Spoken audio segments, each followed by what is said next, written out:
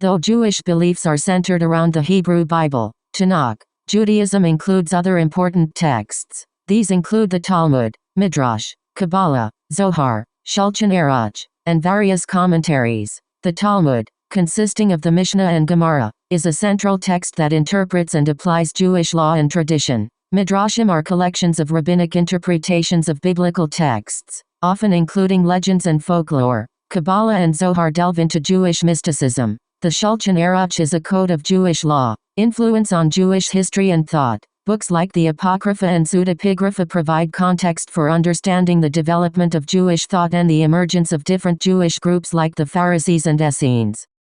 The Keys of Enoch, as presented by Dr. J.J. Hurtak, is a text that explores spiritual and scientific concepts to help humanity understand its connection to a higher evolutionary structure. It's not directly a Kabbalistic text, but it does draw upon Kabbalistic and other mystical traditions, integrating them with scientific principles. The Keys of Enoch aim to bridge the gap between scientific and spiritual understanding, offering a framework for spiritual growth and a vision of humanity's future within a larger cosmic plan. A more detailed explanation, not Kabbalah, but inspired by it. While the Keys of Enoch incorporates elements from various mystical traditions, including Kabbalah, it's presented as a unique, modern revelation.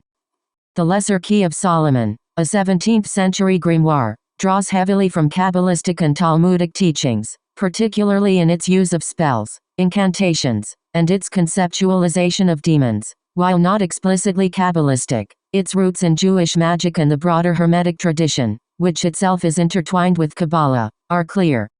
Influence of Jewish magic. The Lesser Key of Solomon, and its precursor, the Key of Solomon, are believed to have been influenced by ancient Jewish magical practices and texts like the Kabbalah. Kabbalistic concepts. The grimoire utilizes concepts like divine names, seals, and incantations, which have parallels in Kabbalistic texts. Early Christianity. The early Christians were persecuted by the Roman Empire for several reasons, primarily because their beliefs and practices were seen as a threat to the established social and political order. Specifically, their refusal to worship Roman gods and the emperor, their secretive gatherings, and their perceived social separatism raised concerns among Roman authorities' refusal to worship Roman gods and the emperor. The Romans expected citizens to participate in the worship of their gods, including the deified emperors. Christians, however, refused to worship any gods but their own, which was seen as a form of disloyalty and rebellion.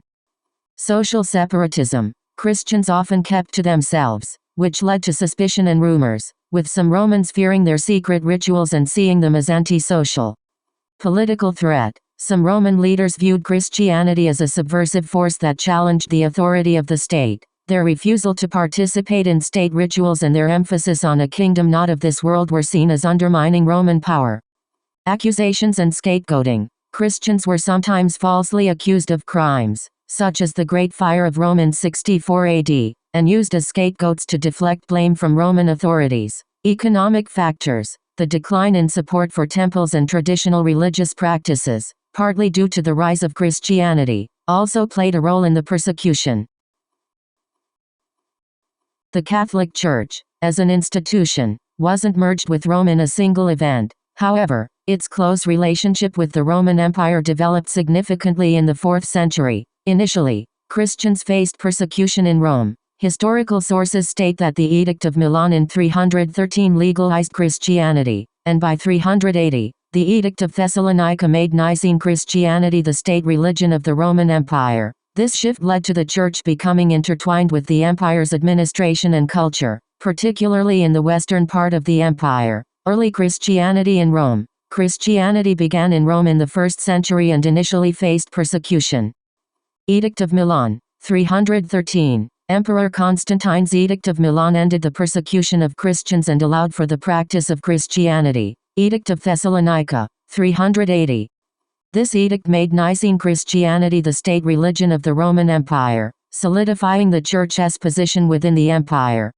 Development of papal authority. Over time, the Bishop of Rome, who became known as the Pope, gained increasing authority within the Church, further strengthening the connection between the Church and Rome. East-West Schism, 1054. While the Church and Rome had a close relationship, The East-West Schism in 1054 formally divided the Church into the Roman Catholic and Eastern Orthodox branches, leading to a significant split. The books of Tobit, Judith, 1 and 2 Maccabees, Wisdom, Sirach, and Baruch, collectively known as the Deuterocanonical books, were added to the Bible at different points in history, primarily by the Catholic and Orthodox churches. These books were part of the Septuagint, a Greek translation of the Hebrew Bible, and were included in early Christian canons, but were later excluded from the Protestant canon. Early inclusion. These books were part of the Septuagint, a Greek translation of the Hebrew Bible, which was widely used by early Christians. Council of Rome, 382 AD. This council affirmed a list of Old Testament books that included the Deuterocanonical books. Council of Hippo, 393 AD and Council of Carthage, 397 AD and 419 AD. These councils reaffirmed the canon established at the Council of Rome, further solidifying the inclusion of these books. Council of Trent, 1546. The Catholic Church formally declared these books as canonical at the Council of Trent, solidifying their place in the Catholic Bible. Protestant Reformation. Following the Reformation, Protestants largely removed these books from their Old Testament canon, often referring to them as the Apocrypha. Different perspectives. Catholics consider these books to be deuterocanonical, meaning of second canonicity, while Protestants often view them as apocryphal, meaning hidden. While there are some differences in the arrangement and categorization of books, the core content of the Old Testament is the same. The Catholic Church also includes additional books in its Old Testament, often referred to as the Deuterocanonical books or Apocrypha. These are not included in the Jewish Tanakh or Protestant Bibles. More modern example, Jehovah's Witnesses New World Translation. NWT of Colossians 1:15-20 has been criticized for adding the word other in several places, which they believe supports their view that Jesus is a created being, not the eternal God. Specifically, the NWT adds other in verses 16 and 17, which is not present in the original Greek text. This addition, according to critics, alters the meaning of the passage to align with the JW's doctrine that Jesus is the first created being and not the eternal Son of God. Colossians 1:15-20. This passage speaks of Jesus' preeminence as the image of the invisible God, the firstborn of all creation, and the one through whom all things were created. Jehovah's Witnesses interpret firstborn prototokos as first created, protactsis, which is not the common meaning of the word in the Bible. The traditional understanding of firstborn in Hebrew culture refers to rank and privilege, not just chronological order. Addition of other. The NWT adds the word other in verses 16 and 17 to suggest that Jesus created everything except himself. For example, the NWT reads, "Because by means of him all other things were created in the heavens and upon the earth."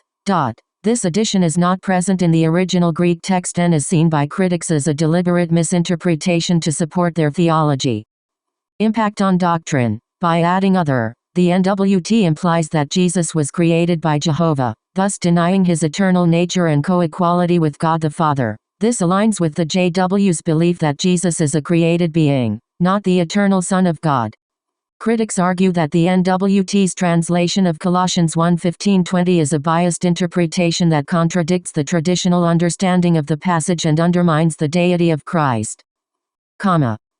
Both Judaism and Catholicism share the same core Old Testament books, which include the Torah, also known as the Pentateuch, the Nevi'im, prophets, and some of the Ketuvim, writings. These books are also part of the Hebrew Bible, known as the Tanakh in Judaism. The Torah, Pentateuch. This foundational text is identical in both traditions, consisting of Genesis, Exodus, Leviticus, Numbers, and Deuteronomy. Nevi'im, prophets. This section includes books like Joshua, Judges, Samuel, Kings, Isaiah, Jeremiah, Ezekiel, and the 12 minor prophets, Hosea, Joel, etc. Ketuvim, writings. Some books from this section are also shared, such as Psalms, Proverbs, and Job. Catholics and Jews share the core text of the Book of Daniel, but Catholics include additional sections, deuterocanonical, not found in the Jewish or Protestant Bibles. These additions are the Prayer of Azariah and Song of the Three Holy Children, Daniel 3:24-90 in Greek, Susanna and the Elders, and Bel and the Dragon. Here's a more detailed breakdown. Shared text. Both Catholics and Jews recognize the main body of the Book of Daniel as canonical scripture. Deuterocanonical additions. The Catholic Church includes the additional stories within the Greek version of Daniel as part of their canon, while Jewish tradition and Protestantism does not. Conclusion. All major Christian denominations agree on the 27 books of the New Testament. Differences exist primarily in the Old Testament canon, with some denominations including additional books, the Apocrypha Deuterocanonical books. New Testament canon. The 27 books of the New Testament are universally accepted by all Christian denominations, including Catholic, Protestant, and Orthodox churches. These books were canonized in the late 4th century. Old Testament canon. The Old Testament canon differs among denominations. Protestant generally includes the 39 books of the Hebrew Bible. Catholic includes the 39 books of the Hebrew Bible plus 7 additional books: Tobit, Judith, 1 and 2 Maccabees, Wisdom, Sirach, and Baruch. Orthodox includes all the books in the Catholic Bible plus additional books like 3 and 4 Maccabees and Psalm 151. Apocrypha Deuterocanonical books. The additional books found in Catholic and Orthodox Bibles are sometimes referred to as the Apocrypha or Deuterocanonical books. Translations. While the core texts of the New Testament are the same, different denominations may use different translations, leading to variations in wording and style.